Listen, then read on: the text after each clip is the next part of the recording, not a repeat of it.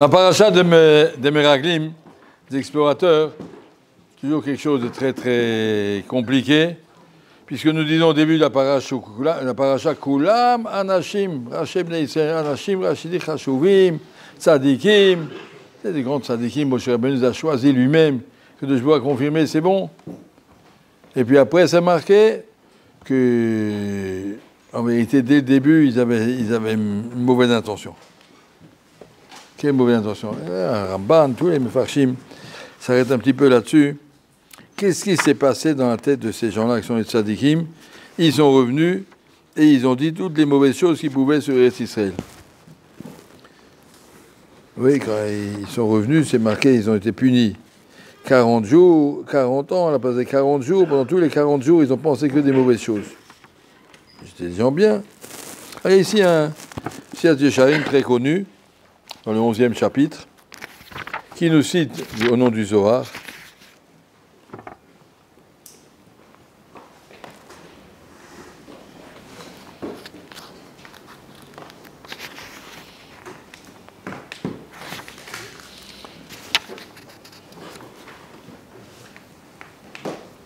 Chemdat HaKavod. Il y a quelque chose qui s'appelle dans la vie la recherche du Kavod. Alors il parle de Korach, c'est vexé.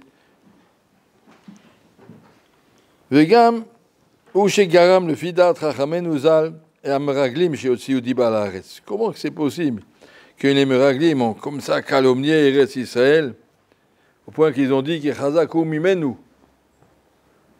Filou Balabay, Daniel Otsi Kelaf. Impossible. Efes Yazam, impossible. On ne peut pas conquérir ce pays.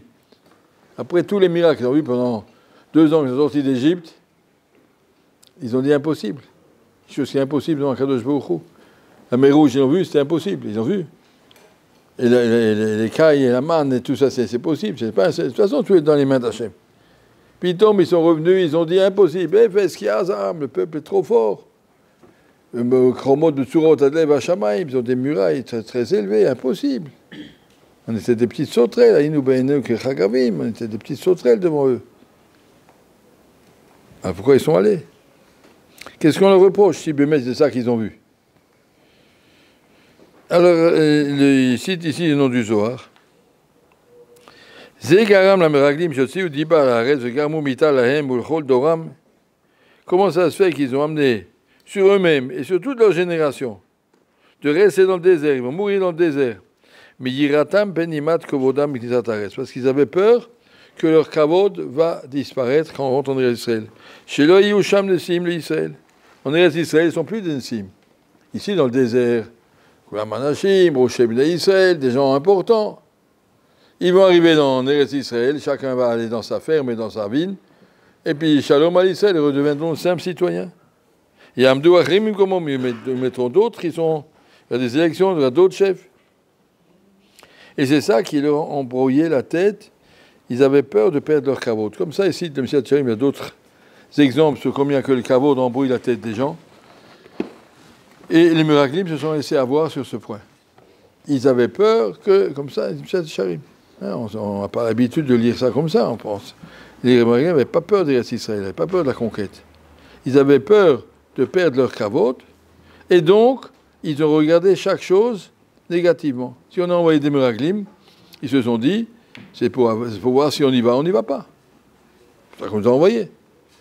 Et c'est pour voir qu'on n'y va pas, ils ont regardé seulement ce qu'il y avait pour voir qu'on n'y va pas. La semaine dernière, s'est terminé la paracha avec le Shonara de Myriam, et Rashi commence, la manismera paracha de Meraglim, le paracha de Myriam, chez l'Akta aliske diba, chez Dibra be'achia, à la Reshaim alalu raou la Khumussar. Ces Reshaim-là, on a dit que c'est le Kulam Anashim, c'est des Tzadikim, mais c'est des Reshaim. Ils n'ont pas tenu compte de ce qui s'est passé avec Myriam, elle a parlé contre Moshe. Si elle avait réfléchi de parler le Kafsrout, de voir les choses positivement, de critiquer, c'est pas possible, c'est pas juste ce qu'il fait, c'est pas comme ça qu'on parle. Elle a pu demander à Moshe qu'est-ce qui arrive éventuellement. Moshe aurait expliqué ce qu'Hachem lui a dit. L'Ochen Avdi Moshe, pas comme les autres prophètes. Il n'a rien expliqué, il a commencé à critiquer. Et les Rechaïm Alal, comme ça il dit Rashi, quand ils sont partis en Eretz Israël, ils n'ont pas réfléchi à ça. Réfléchis positivement d'abord. Commence pas par dire négativement, commence pas par voir tout ce qui est faux, tout ce qui ne va pas, tout ce qui n'ira pas, il y a des murailles, il y a des trucs, réfléchis à l'endroit. Si Hachem nous a amenés d'ici, il nous a sorti d'Égypte, il nous a dit, je vous amènerai en Eretz Israël. C'est quoi ton problème? Il t'a dit qu'il va t'amener, il va t'amener. Tu ne le vois pas, attends que ça vienne. Il t'a promis, il te l'a donné. Et pourquoi Et les Meraglim, ils se sont dit, mais si on nous a envoyés, c'est pour voir si oui ou non on fait la conquête. En mer Ramban, c'est pas ça qu'on vous a envoyé. C'est sûr qu'on fait la conquête. On vous a envoyé pour voir par où on passe. Il faut toujours des espions. Aujourd'hui, il y a des satellites pour voir ça, mais avant, il n'y avait pas ça, ils ne connaissaient pas le chemin, il n'y avait pas la carte. Il faut envoyer des chemins pour savoir par où on passe. C'est-à-dire, par où on passe.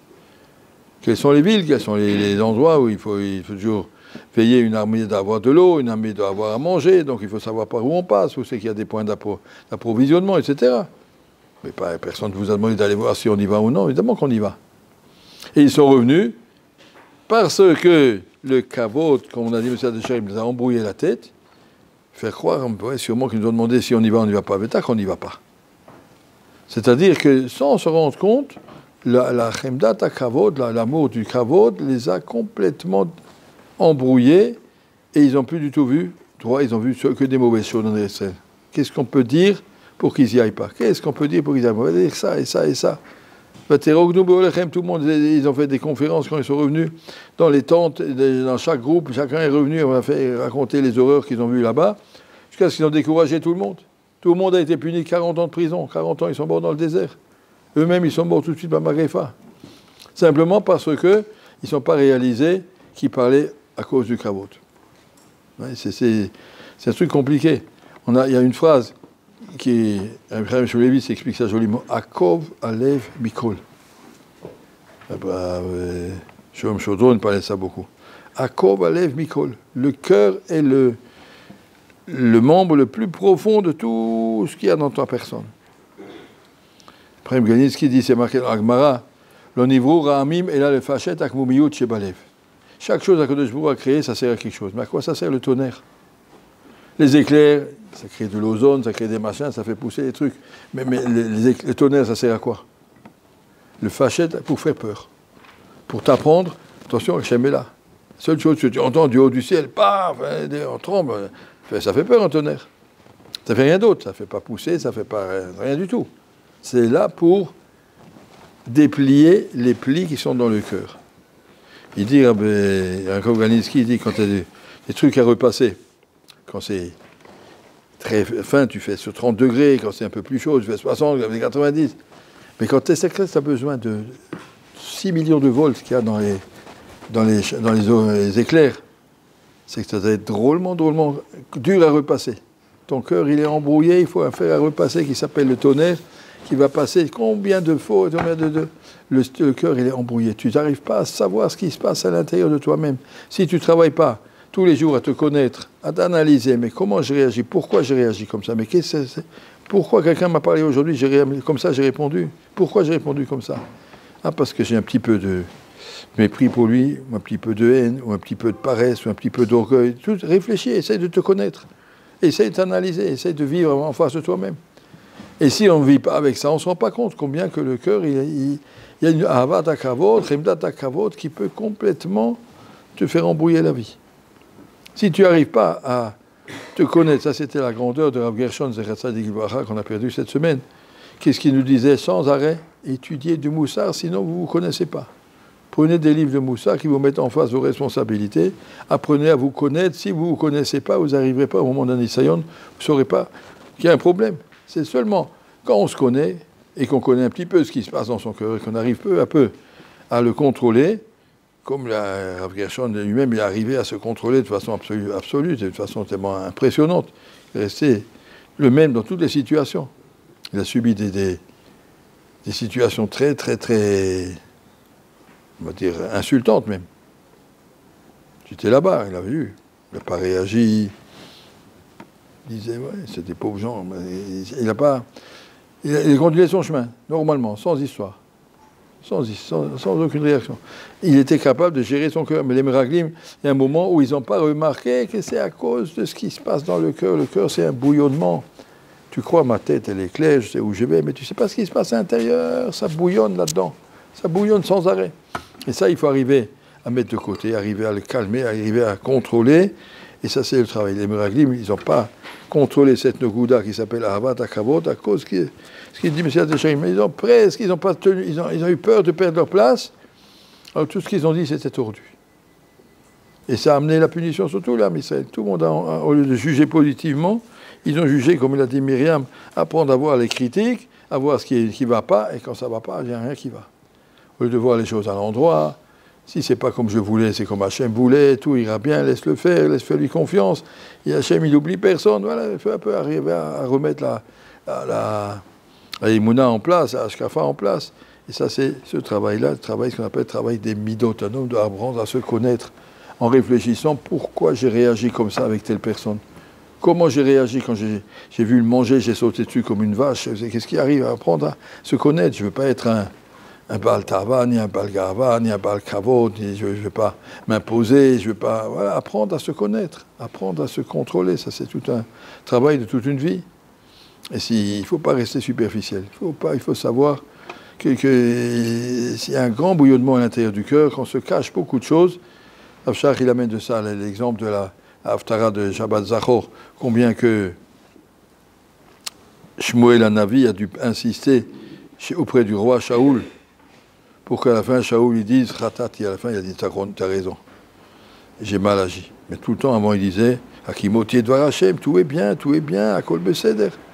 Alors que Shaoul s'était marqué Ben Shana, Shaoul Molcho, il n'a fait aucune avéra jusqu'à ce qu'il était roi. Personne, il n'y a aucune avéra, Ben Shana comme un enfant d'1 an. Il était parfait. Et malgré tout, jusqu'à ce qu'il soit capable de reconnaître j'ai mal agi, ça lui a mis encore et encore des phrases. C'est sûr que Ani Beseder. Jusqu'à ce qu'à la fin il a reconnu. Il a dit la Haftara de Shabbat Zachor. Donc, conclusion de cette affaire, un homme doit savoir que son cœur, c'est pas un ordinateur. C'est pas, voilà, j'ai pensé, c'est clair, voilà. C'est pas un bouillonnement sans arrêt. Toutes les midotes qui sont intérieures, un petit peu ma paresse, mon orgueil, ma jalousie, tout ça bouge, ça s'arrête pas. Apprendre à se contrôler, apprendre à se connaître pour comprendre des décisions. Et c'est quand on n'arrive pas à prendre une décision, on demande à des gens qui ont un cœur clair, qui sait, Igdol et Israël. Eux, ils ont appris à connaître leur cœur. 3e chapitre de Siyat Yesharim, il y a on appelle ça un labyrinthe où on doit se promener. Et demande aux Gdolim, eux, ils savent, ils sont déjà arrivés, ils savent par où on passe, par où on passe pas. Qu'est-ce qui vient du Hémet, qu'est-ce qui vient du Sheker. Combien de fois j'ai eu le srout de demander à Rav Shach ou comme ça des Gdolim. Et puis il me fait comme ça avec les mains. Mais qu'est-ce que tu demandes? C'est évident. J'ai eu honte d'avoir demandé. Tellement que c'est pas shoot. Mais quand j'étais embrouillé dans mes salades, pour moi, c'était pas shoot. Peut-être il faut faire ça, il faut faire ça. Et il voit clair, il te dit, mais c'est par là, c'est tout, il n'y a rien à discuter. Ah, vous avez raison, j'ai même pas pensé. Ouais, ça, c'est quand on a son cœur clair, ça va. Et le travail, c'est d'arriver peu à peu à se connaître et pas se laisser embrouiller. Bezrat Hashem. Merci.